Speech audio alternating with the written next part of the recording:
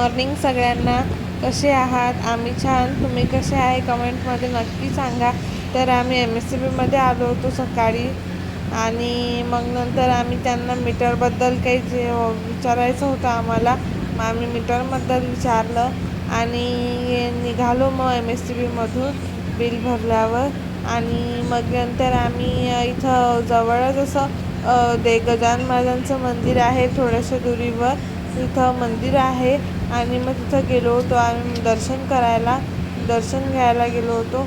मग दर्शन घेतलं आणि मग नंतर आम्ही तिथं पोहोचलो मंदिराच्या आतमध्ये.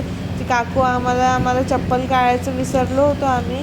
तर काकू म्हणे आम्हाला चप्पल काढा तिथं बाहेर. मग आम्ही चप्पल काढली. मग नंतर आतमध्ये आलो मंदिराच्या. आणि हे बघा संत गजानन महाराजांचं मंदिर नांदुरा इथं लिहिलेलं आहे आणि हे इथं सूचना इथं लिहिलेली आहे, ती नक्की वाचा तुम्ही. आणि मग नंतर हे बघा किती छान झाडं लावलेली आहेत वेगवेगळ्या प्रकारचे कट करून. खूप छान कटिंग केलेली आहे झाडाची.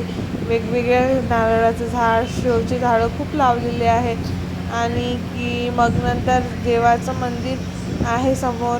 हे बघा किती छान आणि प्रसन्न वाटते मंदिरामध्ये. झाडांमुळे छान शुद्ध हवासुद्धा येते. परिसर एकदम आनंदी राहतो, प्रसन्न वाटते मंदिरामध्ये. मग आम्ही हे बघा गजानन महाराजांची मूर्ती ठेवलेली आहे तिथं. बघा किती छान मूर्ती आहे ठेवलेली. बघू शकता तुम्ही. खूप छान अशी मूर्ती आहे आणि विठोबा रुक्माईची पण आहे आणि राम आणि सीताची पण मूर्ती आहे. राम, लक्ष्मण आणि सीता या तिघांची सुद्धा मूर्ती आहे तिथं. बघा किती छान प्रसन्न वाटते देवाचं दर्शन घेतल्यावर.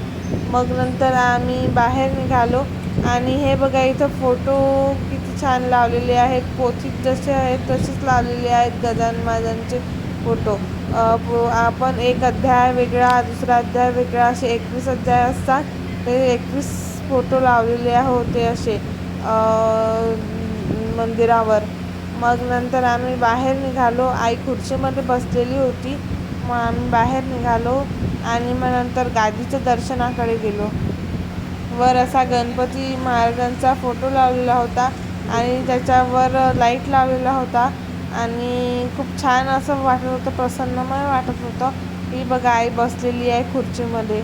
बघा किती छान नारळाचे झाडं लावलेली आहेत. खूप छान वाटते तिथं, प्रसन्न वाटते.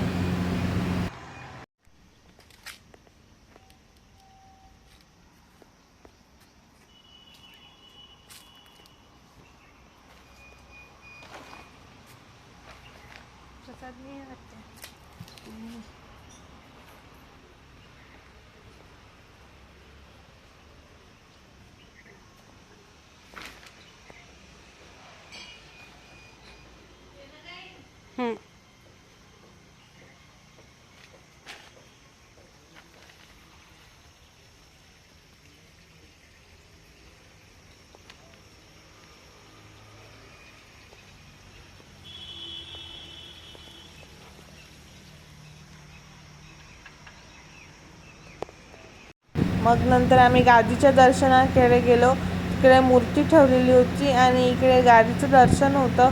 बघा किती छान असं पादुका ठेवलेल्या होत्या आणि फोटोसुद्धा होता आणि गादी टाकलेली होती. गादीवर पादुका ठेवलेल्या होत्या गजानन महाराजांच्या. खूप छान असं प्रसन्न वाटते. आणि मग नंतर आम्ही दर्शन घेतलं आणि बाहेर निघालो आणि मग नंतर आम्ही जाण्यासाठी निघालो.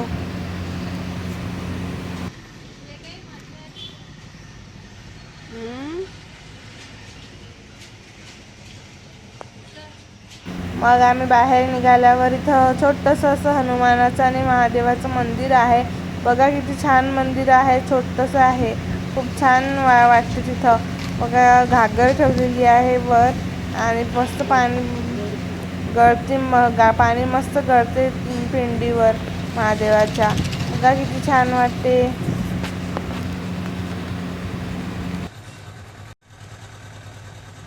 प्रसन्नमय असं वातावरण आहे. आणि हा व्लॉग तुम्हाला कसा वाटला हे कमेंटमध्ये नक्की सांगा. तर आजचा व्लॉग मी इथंच संपवते. सगळ्यांना बाय बाय. लाईक करा, शेअर करा, सबस्क्राईब करा. भेटूया अशाच एका नवीन इंटरेस्टिंग व्हिडिओमध्ये. तोपर्यंत सगळ्यांना बाय. भेटूया नंतर नवीन व्हिडिओमध्ये.